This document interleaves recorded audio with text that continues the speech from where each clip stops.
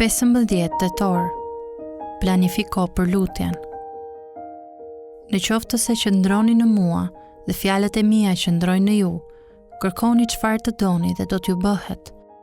Në këtë është përlëvduar Ati im, që të jepni shumë fryt, të bëheni dishepujt e mi.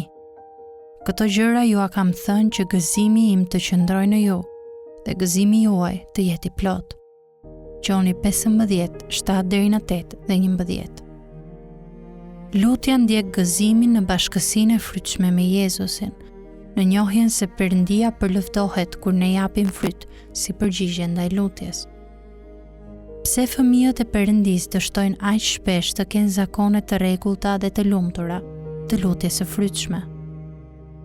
Nëse nuk gabohem, një arsye është se nuk planifikojmë të lutemi, jo se nuk duam të lutemi. Nëse do që të kalosh 4 javë pushime, nuk zgjohesh në mëngjes dhe I thua vetes, "Hey, le të shkojmë sot." Asgjë nuk do të jetë gati. Nuk do të dish se ku do të shkosh.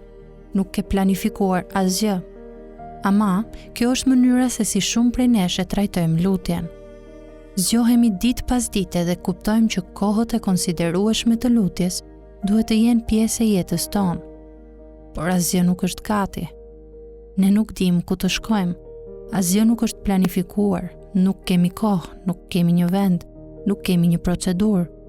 Të gjithë e dim se e kundërta e planifikimit nuk është rrjedha e mrekullueshme, e thellë dhe spontane për jetimeve në lutje. E kundërta e planifikimit është rutina e vjetër.